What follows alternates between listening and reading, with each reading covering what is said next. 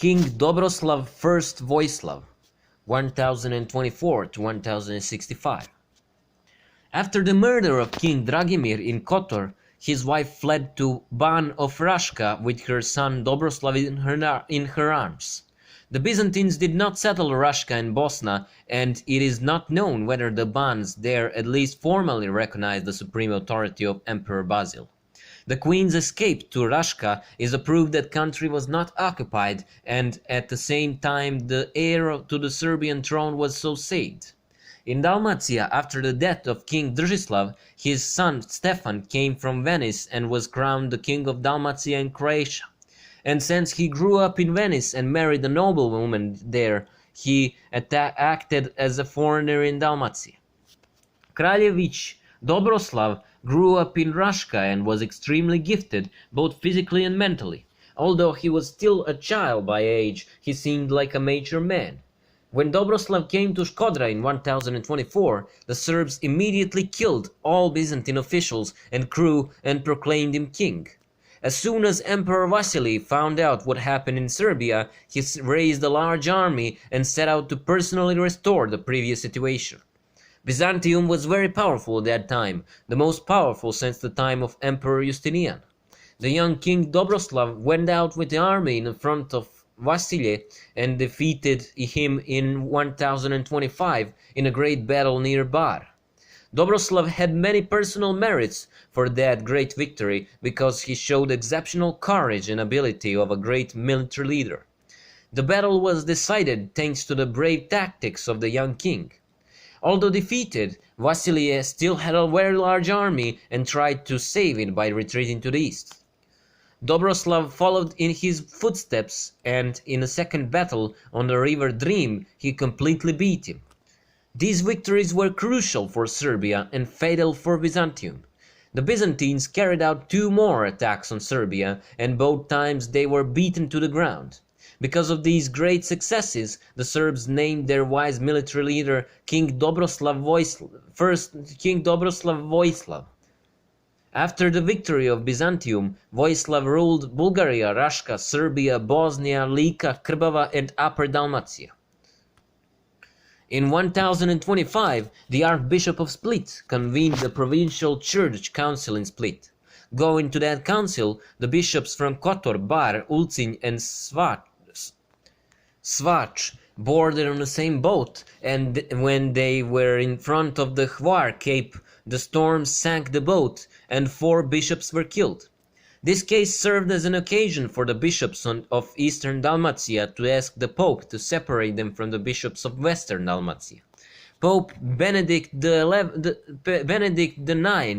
restored the old Archdiocese of Duklja with its seat in Bar, which it is still located today. King Stefan of Dalmatia in Croatia died in 1048 and was succeeded by his son Petar, who in honor of Ban Krešimir took the name Krešimir III, because he was the 3rd king in a row. In 1057, Petar addressed the Byzantine Emperor Isaac Comnenus, declared his obedience to him, and begged him to entrust him with the administration of the Dalmatian cities that were then under Venetian rule.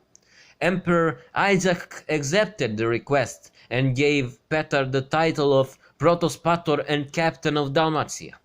The Croatian king got the title but not the cities, because the Venetians resisted the emperor's order. However, Petar won the city of Zadar, which rebelled against the Venetians and placed it under Byzantine protection. Since 1054 year, the final split between the Eastern and Western churches was made. Peter sided with Latin Church in hope that Pope could help him gain Dalmatian cities. But not only Serbs, who were numerous in his kingdom, but also Croats who were not willing to follow Latin Church. Therefore, in 1059, a church council was convened in Split, chaired by the papal legate Maynard. The goal of the council was to introduce changes in the church life in Dalmatia. Although they were under the jurisdiction of the Roman Church for 180 years, until that council the Croats were Orthodox. Even at that time, all Croatian clergy lived and served under the laws of Eastern Church. Not only Croats lived in Petar's state, but also many Serbs who resisted the violent Latinization of the church. It should be noted that at that time the only Belgrade on Sea who was predominantly Christian population and no other city in Dalmatia. Resistance to the Latinization of the church had its center on Krk, which a special church was founded under the leadership of priest Vuk. The struggles were persistent and long, and a consequence of these struggles, the dynasty fell and the Croatian state collapsed. One of the most significant events from the reign of King Vojislav is the arrival of Ščipetari to Serbia in 1043. Ščipetars are originally from Caucasus, from today's Azerbaijan. The Arabs held that territory for a while, so they brought part of Ščipetars to Italy as their auxiliary units. Their families went with the warriors. The Byzantines took over Sicily from the Arabs in 980 and found the Ščipetars there, who spent half of a century under Byzantine rule in Sicily and southern Italy. Byzantium invaded Serbia in 1042, but the attack ended in complete defeat of its army. The defeat was so great and severe that it caused riots in Byzantium. The Byzantine duke in Sicily, George Maniac, rebelled against emperors Zo and Constantine IX, and in 1043 went with his army to Constantinople. The Maniac's army from Sicily also included Ščipetars as auxiliary companies. The army landed in Durrës, which was a Serbian city, because due to the war between Byzantium and Serbia, the Maniac enjoyed a certain Serbian affection.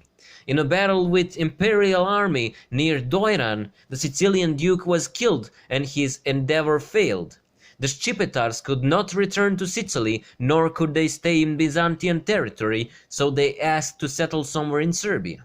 King Vojislav allowed them to settle in sparsely populated hilly area around Raban, east of Croja. King Mihailo, 1065 to 1084. Serbia was a powerful state in the time of King Mihailo, as well as in the time of his father Vojislav.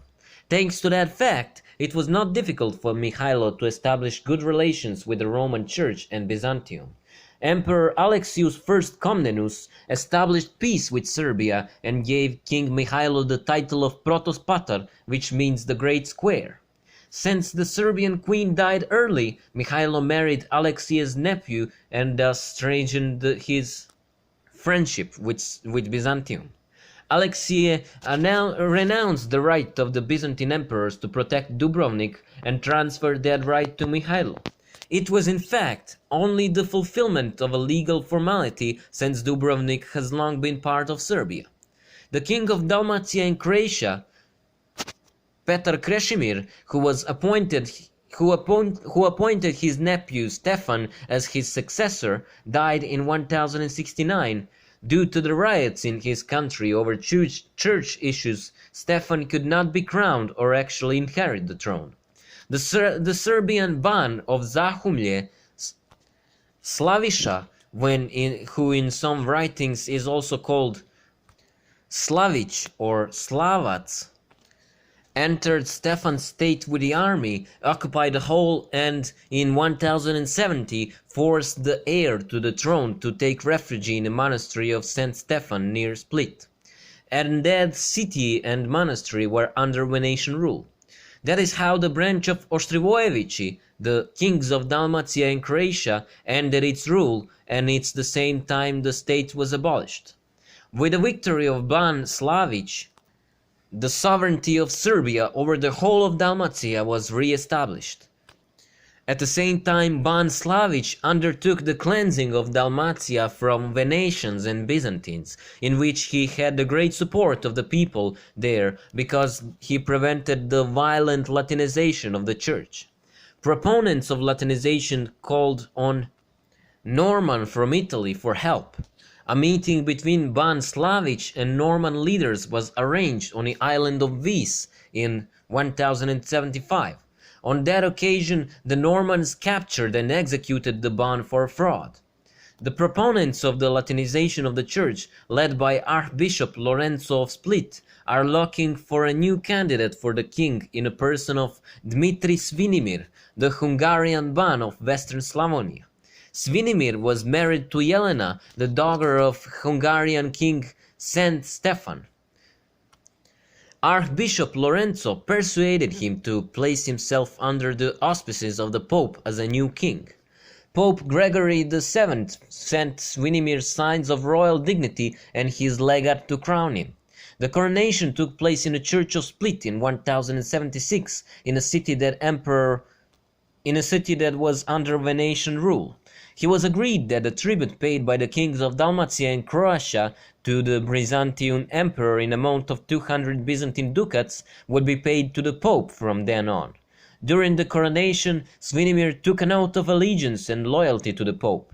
The oath begins with words, I, Dmitar, whose name is also Svinimir.